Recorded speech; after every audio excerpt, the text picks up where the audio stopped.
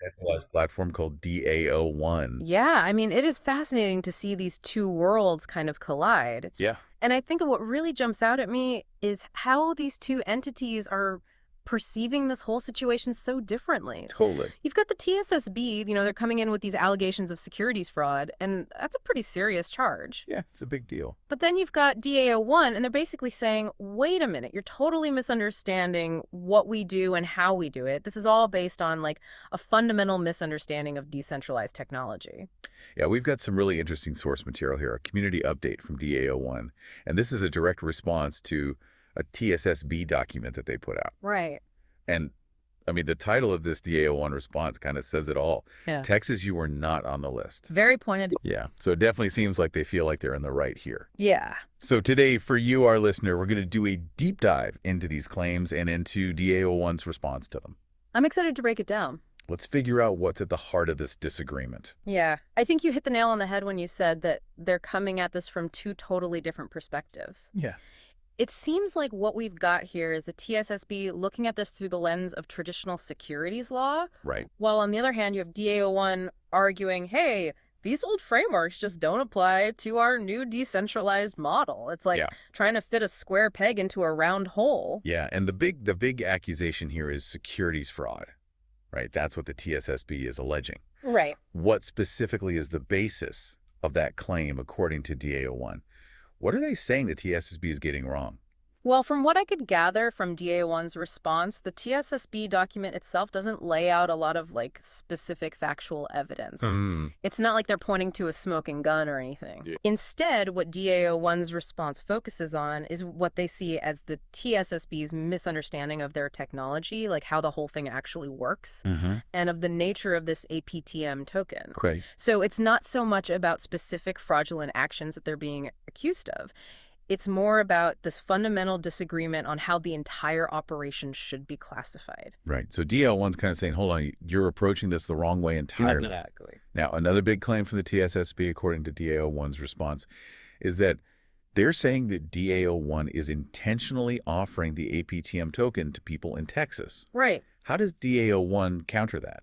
Oh, they come out swinging on that one. Uh, There's no hesitation. They say it is unequivocally false. wow. They're not mincing words, and then they go into detail about all the measures that they've put in place to prevent that exact thing from happening. Okay, lay it on us. What are these measures that they've implemented to keep Texans and actually all U.S. and Canadian residents away from their platform and away from this APTM token? Well, first up, they talk about geo-blocking, and this is something we're seeing more and more of. Yeah. So they say that they actively block any internet traffic that's coming from IP addresses inside the US and Canada, Right. which of course includes Texas. Texas is in there somewhere, yeah. Yeah, exactly. So that's their first line of defense. The second thing they have is a KYC process. Know your customer. And this is pretty standard in a lot of different spaces now. Right, yeah. It's all about identity verification. Uh-huh. And DAO1 says that their system automatically rejects anyone who tries to apply if they say that they're based in one of these blocked regions. So if someone tries to get through that KYC process, but they say that they're from the U.S. or Canada, they're automatically blocked. Exactly. Their application is rejected. So it sounds like they're really making an effort to keep U.S. users off their platform. That's how it seems, yeah. So then how did the TSSB even manage to interact with DAO1's platform if they've got all these measures in place? Well, this is where things get really interesting. DAO1's alleging that the TSSB staff were only able to access their platform by using a VPN. A VPN? Yeah, a virtual private network. And for our listeners who might not be familiar with that, that basically masks your internet location. It makes it look like you're accessing the internet from somewhere else entirely. Right. So if I'm in Texas, but I want to make it look like I'm in, I don't know, France, Yeah. I could use a VPN to do that. Exactly. So from DAO1's perspective, the TSSB had to actively try to get around the safeguards that they had put in place. Right. They had to go out of their way to circumvent these measures. Yeah, it's like trying to sneak into an R-rated movie when you're not old enough. That's a good analogy, yeah. You've got to find a way to make it look like you're supposed to be there. So it really seems like DAO1 was not making it easy for U.S. users to access their platform. Definitely not. And they even go so far as to quote the TSSB's own order on this point, don't they? They do. They point out that the order explicitly states that the TSSB is not alleging that DAO1 is acting in Texas or that it's mining bot or sniper bot. are being offered for sale in Texas. So in essence, what DAO1 is saying is, look, you admit we're not doing business there, so what's the problem? Right. That seems to be their argument. So let's get into the heart of the issue here. The APTM token itself. Right. The TSSB claims it's an unregistered security. What's DAO1's counter argument to that? They're very straightforward about this. They say that APTM is not a security, period. They're calling it the native gas utility token for their platform. Okay, so to understand this, can you break that down a little bit? What does that actually mean in practice? Sure. So think of it like this. Imagine you go to an arcade, you want to play some games. Yeah. You need to buy those tokens or credits to actually use the machines, right? Ah. APTM is kind of like that. It's what you need to use the different features of the DAO1 platform, and they really emphasize its utility within their decentralized ecosystem. Okay, so what does that utility look like? What does this quote-unquote gas actually do on their platform? So according to DAO1, APTM is basically essential for the whole platform to operate. It's used to pay for any transactions that happen within their ecosystem. It covers the fees that are associated with mining, and we can talk about that a little bit more later on. Yeah. And it's also needed to interact with any of the smart contracts that they've got running on the platform. Okay, so it's like the fuel for their system. Yeah, exactly. Now, DAO1's platform is running on something called a subnet on the Avalanche network. And just to clarify, Avalanche is a larger blockchain network. Okay. And DAO1's essentially built their own little specialized lane within that larger network. So Avalanche is like a highway, and DAO1 has built their own little express lane. That's a great way to put it. And so they're saying that APTM is the fuel for their particular lane on that highway. So it's necessary for anyone who wants to use their technology. It's not something that people buy because they think it's going to go up in value. Exactly. That's their argument. They're saying the TSSB's got it all wrong. This isn't about investment. It's about functionality. Okay. They see APTM as a functional token. You need it to interact with their technology, period. It's like needing to pay for cloud computing resources or API keys. Right. It's a means to an end, not an end in itself. Now, this is where it gets really interesting because they actually bring up the US SEC in their defense. Yeah, they do, which is pretty notable. Yeah, given all the uncertainty around how crypto is going to be regulated in the US. Absolutely. And I think what DAO1's trying to do here is point out what they see as inconsistencies in the regulatory landscape. They reference this SEC guidance from March 20th, 2025, which they say stated that the actual act of protocol mining does not involve the offer and sale of securities. Interesting. And then they highlight the fact that the TSSB's own order acknowledges that APTM is only deployed through mining. So they're essentially saying, look, even the SEC seems to agree with our position. It's a bold strategy. It's like they're calling out the TSSB for not even being on the same page as the main US regulator. Yeah, there's definitely some tension there. Now, beyond just the token itself, DAO1 is also putting a lot of effort into defining what their platform is. Right. How are they describing what they offer?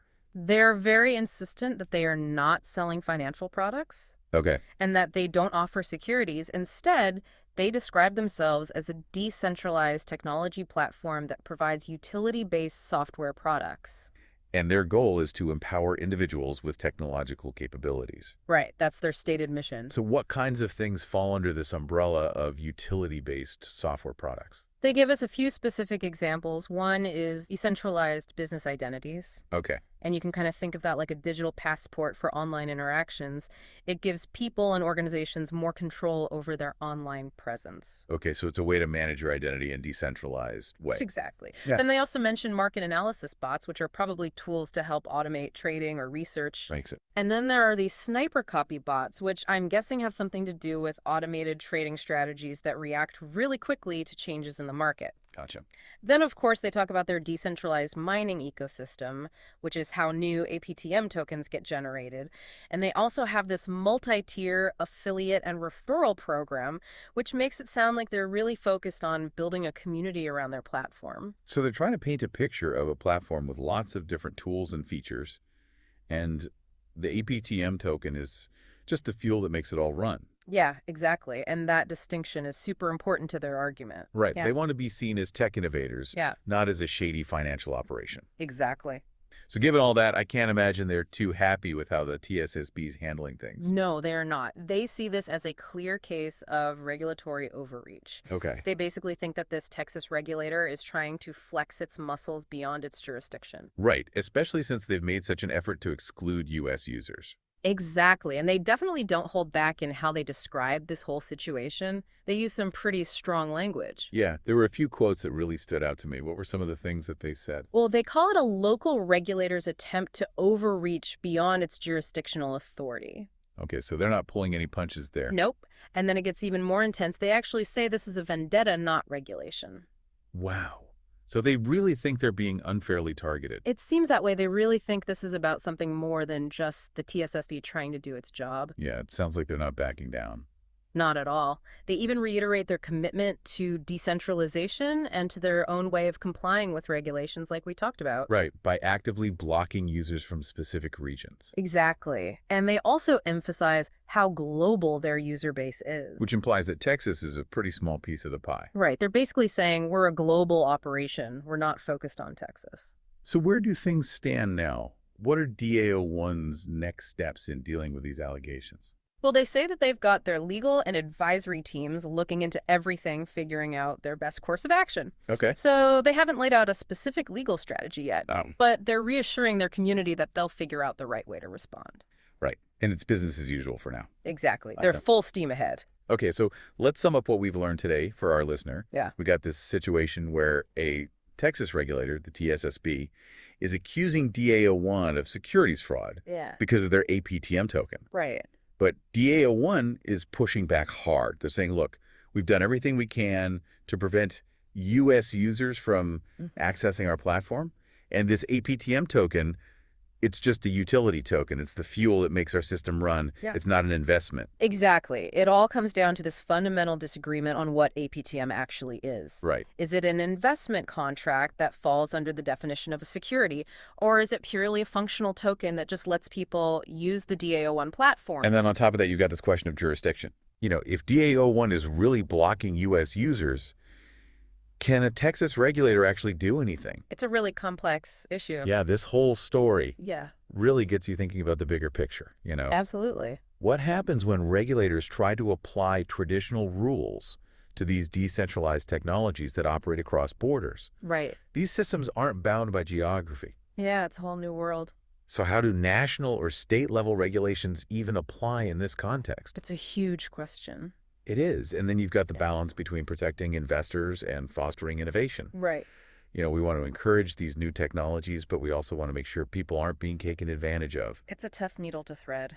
It is. And it's going to be fascinating to see how this all plays out. Absolutely. So hopefully this deep dive has given you, our listener, a better understanding of this developing situation. It's definitely something to keep your eye on because the outcome could have a big impact on how decentralized platforms interact with regulations in the future. Couldn't agree more. So until next time, keep exploring and stay curious. See you then.